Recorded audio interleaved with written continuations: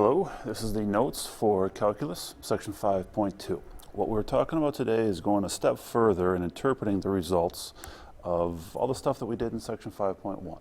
So in 5.1, what we did was we found where the function was increasing and decreasing. We did that by finding the derivative, setting the derivative equal to 0, finding those critical numbers. Sometimes the critical numbers came from when the derivative was undefined. But we put those critical numbers onto a number line and looked at where is this derivative positive or negative. That told us where the function, the original function, was increasing and decreasing. So in this section, we're going to take that information, like it says in the orange here, we're going to take it one step further and interpret those results. What we're really looking for is relative extrema. Now, we've talked about this stuff before.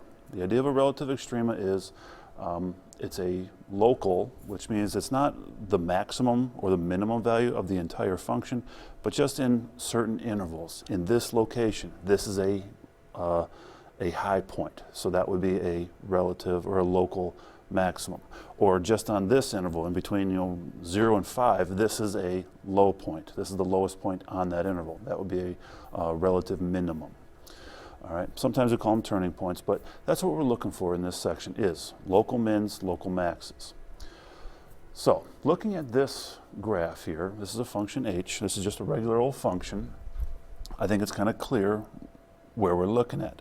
At this point, right down here, this would be a relative minimum.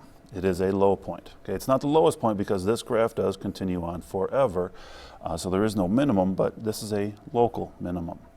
This point up here would be a relative maximum.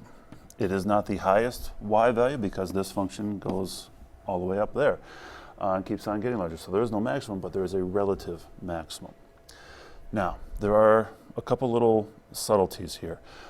Some of the questions will ask you for the location of these relative mins and maxes. The location is just the x value. The other times, it's going to ask you for a value of the local min or max. That's the y-coordinate. When we talk about mins and maxes, we're talking about how high or low this graph goes. And so that's up or down, that's your vertical axis, which is the y values. So the location is the x value, the value of the min or max is the y-coordinate.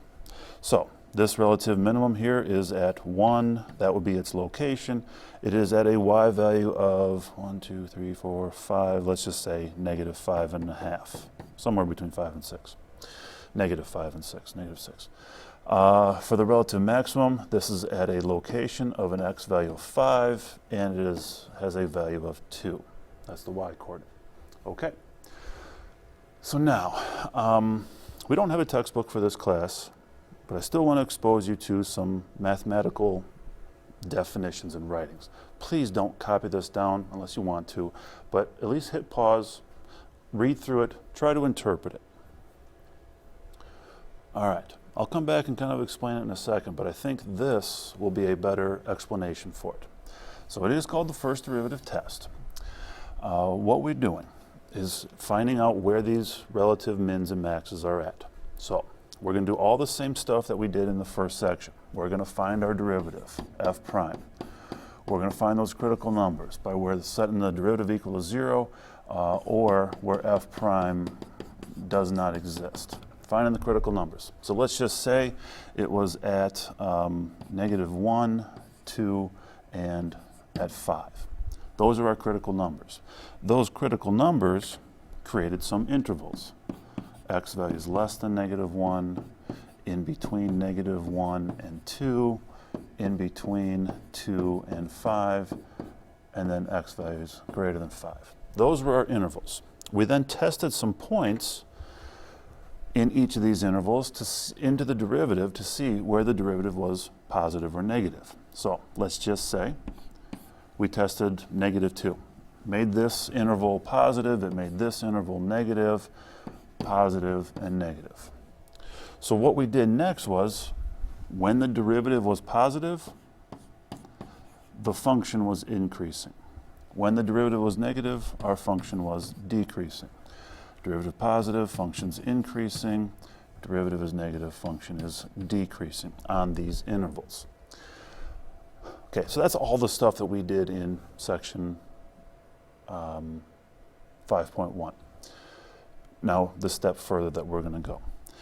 If you have a function that is increasing, gets to an x value of -1, and then starts decreasing, what you've got right here is a relative maximum. And so that's what the first derivative test tells us. As you go left to right on a graph, if our function is increasing, gets to a value, and then starts decreasing, you've got a maximum, or at least a relative maximum. Now, for this x values between -1 and 2, our function is decreasing. It gets to an x value of 2, but then the function starts increasing. And so at this x value of 2, when the function went from decreasing to increasing, we got ourselves a relative minimum. And so this is that step further. We're interpreting the information of increasing and decreasing functions and getting our relative mins and maxes.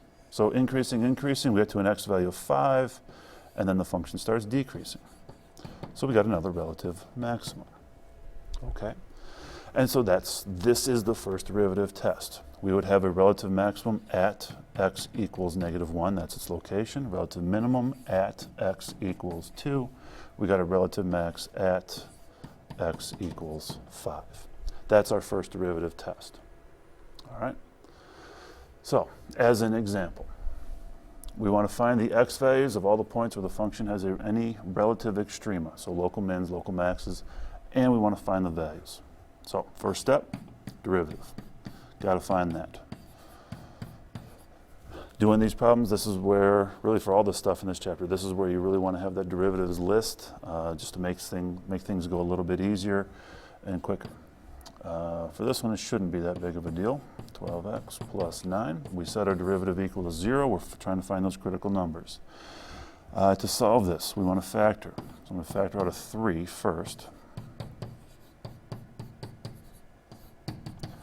And we can factor a bit more. When we set our factors equal to 0, we get x equals -3, we get x equals -1. There are no values of x that make our derivative undefined, so these are our critical numbers. We take those critical numbers and put them on a number line. This creates our intervals. Okay, now we're looking for where the derivative is positive or negative. Well, our derivative is a quadratic. So if you were to graph that derivative, because it's a positive x squared, our derivative would be a parabola opening up. Just seeing the graph, when this graph is above the x-axis, our derivative is positive. When it's below, our derivative is negative. It's above, our derivative is now positive. Okay? So, what that gives us is positive derivative, increasing. Negative derivative, function's decreasing. Positive derivative, function is increasing again. Now we're taking and interpreting this information. So, our function is, as we read left to right, our function is increasing, going to decreasing. That gives us a relative maximum. Graph is going up and then starts going down at, it changes that direction, at an x value of -3. In between -3 and -1, our function is decreasing. So as we read left to right, the y values are going down, hits that x value of -1, and then the y values are increasing again. So we're going decreasing to increasing. That gives us a relative minimum. You really got to visualize this graph. What is happening with this function? Decreasing to increasing, going down, then up, you got a relative minimum. And that's at an x value of -1. So, that just answers the first part of the question. It says, find the values of any relative extrema. So, for that relative max, it's going to happen at -3. What we want to do is find the y value of that minimum and maximum. But it's the y value of the function. So we're going to plug in that x value into the original function. Not into the derivative, but into the original function. And we would do the same thing to find the y value of the relative minimum. It's at an x value of -1, plug it into the original function to find its y coordinate. That's this section. We're doing everything the same as in 5.1, increasing and decreasing, but then interpreting the results. Increasing to decreasing, going up, then down, you got a maximum. Decreasing to increasing, going down, then up, relative minimum. All right, that is all. Bye.